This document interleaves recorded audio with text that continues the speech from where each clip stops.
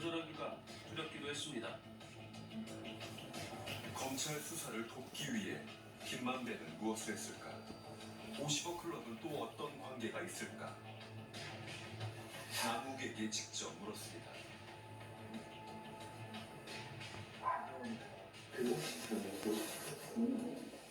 저희 체력에 나가는 거는 저는 50억 클럽에 대해서는 아닙니다. 사실이십니까? 사실이라도 확인이 되겠습니까? 확인이 되겠습니까? 입증을 못하니까 기소를 못하겠죠. 검찰이 돈을 받아서 확인해서는 뭐 했는지 입증해야 되는데 그 입증이 안 되는 죄송합니다. 그만하십시오. 이런 얘기 아니신 거 아시잖아요.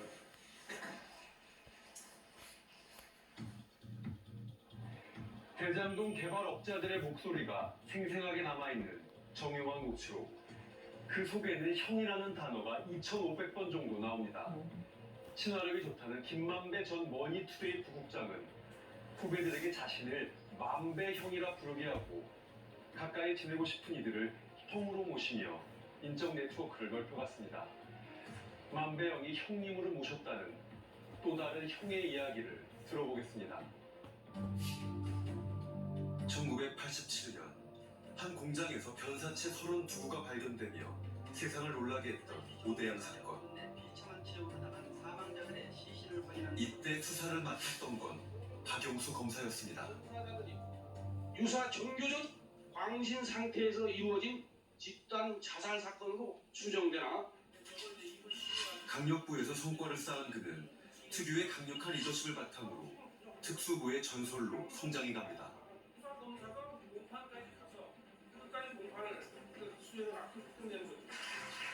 재벌 비리 수사로 명성을 날리며 재벌 저격수라 불리기도 했습니다.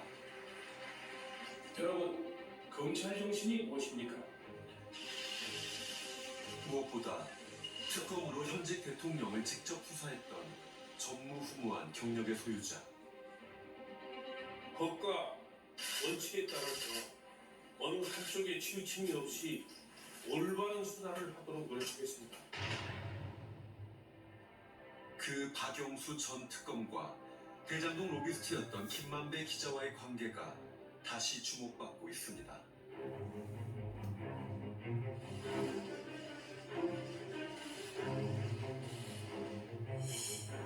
2004년경부터 머니투데이의 법조팀장으로 근무하는 과정에서 박영수가 중수 부장으로 부임한 후인 2005년경에 특종을 몇 번 하면서 가까운 사이가 되었습니다. 평소 곽상도를 형님으로 부른다고 하였는데 그렇다면 매우 가까운 관계였던 것이 맞는가요? 예, 맞습니다. 다만 제가 생각하기에 박영수의 관계가 좀 더 가까웠던 것으로 기억을 합니다.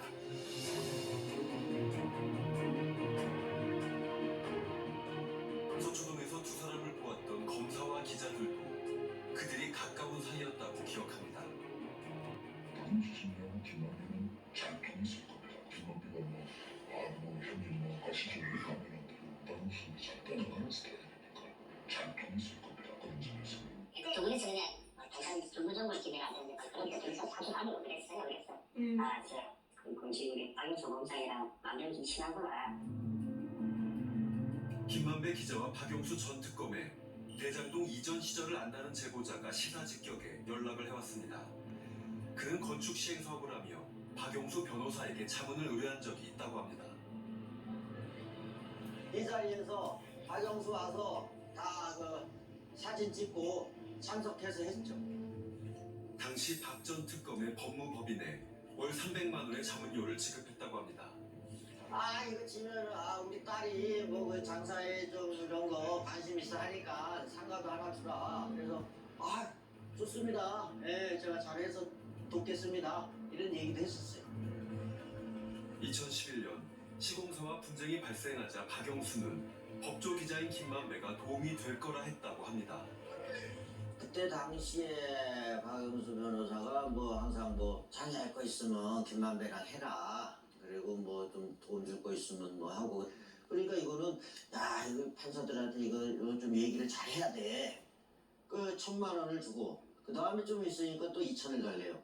내가 물어봤죠 박영수한테. 형님 이거 김만배가 돈을 달래요. 뭐 한다고. 뭐 좀 도움이 될 것 같은데 한번 도와줘봐라. 이렇게 얘기를 해서 제가 도와준 거죠. 하지만 부탁했던 민사소송에서는 패소하고 고발 사건도 불기소에 그쳤습니다. 재판에 힘쓰겠다던 김만배 기자에게 보냈던 돈도 일부만 돌려받았다고 합니다. 온 가족이 신용불량자 상태가 되는 힘든 시기를 겪었다는 김 대표. 박영수 변호사랑도 술 많이 먹고 다 술값제가 됐어요. 술자리는 일반인들이 상상 못합니다. 그냥 아주 뭐랄까 난장판입니다. 그 정도로 놀고 먹습니다. 그러니까 뭐 삼류로 놀죠, 삼류. 2021년 가짜 수산업자 사건이 터졌습니다. 박영수 전 특검은 고급 수입차를 빌려 타고 수산물을 받은 혐의로 입건됐습니다. 수산업자 김모 씨로부터 고가의 수입차를 빌려 쓴 과정을 놓고 의혹이 불거진 박영수 특별검사가 사의를 표명했습니다. 고가의 수입차를 빌렸다고. 그는 결국 특검직을 사임했습니다. 그리고 최근 그는 다시 검찰의 수사선상에 올랐습니다. 우리는 관련 사건에서 검찰이 법원에 제출한 증거 기록 약 4만 쪽을 확보했습니다. 그 속에는 박영수 전 특검이 화천대유 통장으로 5억 원을 보낸 기록이 남아있습니다. 돈이 많다던 화천대유 대주주 김만배는 왜 박영수 전 특검에게 받은 돈으로 자본금을 마련한 것일까? 작업을 할 때 돈을 5억 달라고 한 거. 돈이 없어서 달라고 했겠습니까? 돈을 넣어라. 왜냐하면 표시를 꼬리표로 달아주는 거거든요. 어떤 회사를 만들면서 그 회사의 설립 자금을 내라고 하는 거, 결과적으로 기회가 왔을 때 이 사업에 관련된 권한을 당신에게 주겠다. 일단 꼬리를 저 사람이 돈을 넣었다. 여기에 관계된 수많은 사람한테 저 사람이 도와줬고 돈을 넣은 거니까 저기 줘야 된다는 명분을 만들어주는 거잖아요. 검찰 조사에 따르면 대장동 개발업자들은 박영수 변호사가 대표로 있던 법무법인에 모여 사업자 공모 준비를 했다고도 합니다. 대장동 준비 단계부터 박영수 변호사 측이 관여한 것 아니냐는 의혹이 커지고 있습니다. 박영수 지금 있어요? 이 당연히 자기가 특검 가기 전에 우리의 고문료 갔잖아. 월 고문료가 1,500이래요. 그걸 만들고 있었던 거야. 특검 되기 6개월 전에. 일반 고문료가 그 양반이 300에서 500이야. 근데 1,500이면 엄청 센 거야. 그건. 그렇지, 당연하지. 이걸 6개월에 받으면서 먼짓했다는 거는 뻔한 거 아니야? 그거까지 했잖아. 그러면 적당히 해야지.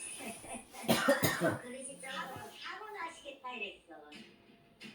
2015년에는 박 전 특검의 딸이 화천대유에 입사해 11억 원의 생활자금을 대여받았고 아파트 분양을 받기도 했습니다.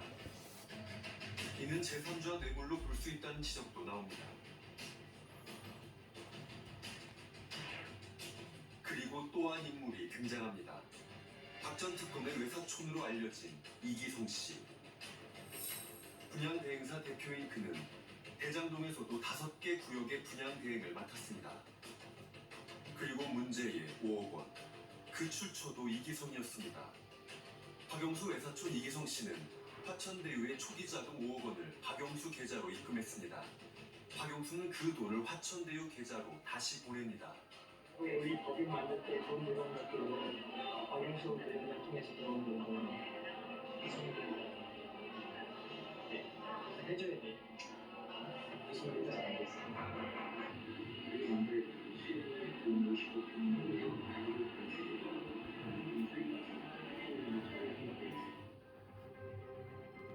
박 전 특검의 딸에게 주기로 한 50억 원을 자신에게 달라고 했다는 이기성 씨. 검찰은 이기성 씨라는 우회로를 통해 자금이 전해진 것은 아닌지 들여다보고 있습니다.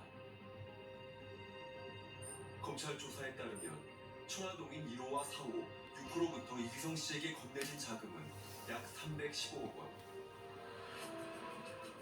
우리는 이기성 씨에게 거액의 자금이 건네진 이유를 물었습니다.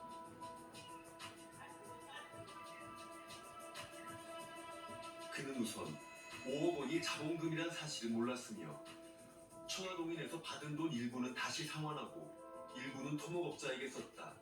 나머진 자신의 투자에 대한 보상금이라고 답했습니다. 지난달 30일 박영수 전 특검의 사무실과 주거지에 대한 압수수색이 이루어졌습니다. 50억 클럽 의혹이 불거진 지 1년 반이 지난 시점이었습니다.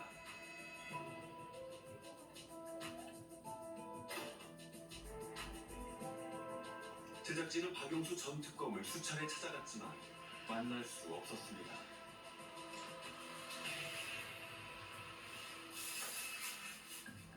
며칠 전 박영수 전 특검이 신화직격에 답변을 보내왔습니다. 먼저 자신은 대장동 사업에 관여하거나 보고받은 사실이 없고 50억 클럽이라는 말도 이 사건 보도로 처음 알게 됐다고 합니다.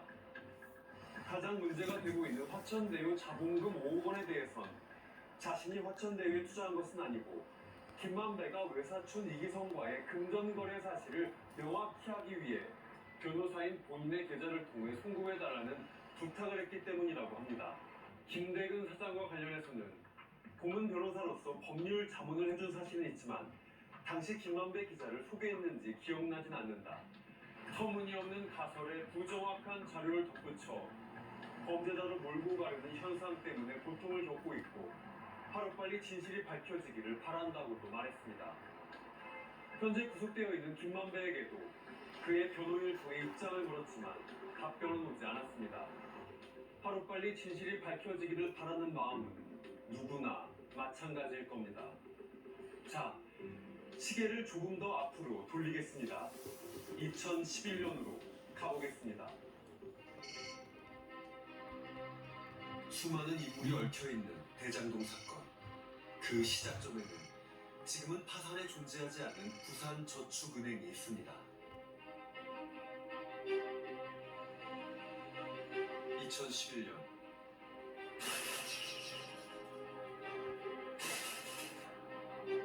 단일 금융비리 사건으로는 최대 규모 사건이라 불렸던 부산저축은행 부실 파산 사건.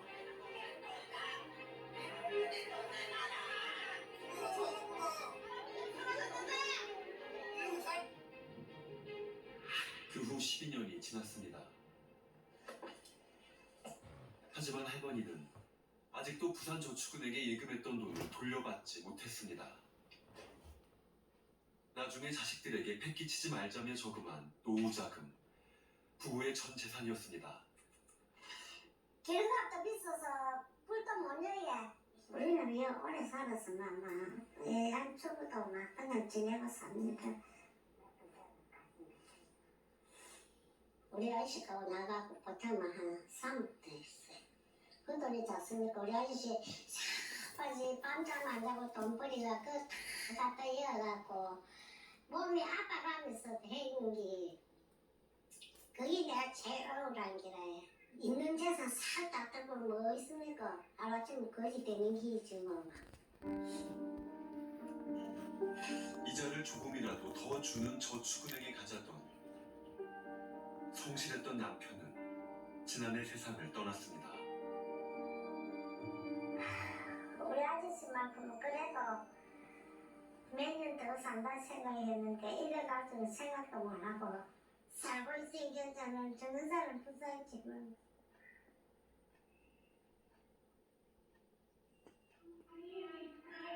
부산저축은행 피해자 대부분은 한 푼 두 푼 생길 때마다 저금한 서민들. 김씨 할머니도 마찬가지입니다. 자신은 파출부로 일하고 남편은 원양어선을 타며 열심히 살았다고 합니다. 하지만 그 모든 것이 신기루처럼 사라져버리고 말았습니다. 그 이어갖고서 한 번도 써보지도 모르게 인자가 한 푼 본받아 뭐 그대로 다 날린 거지. 그래도 이 없는 서민들을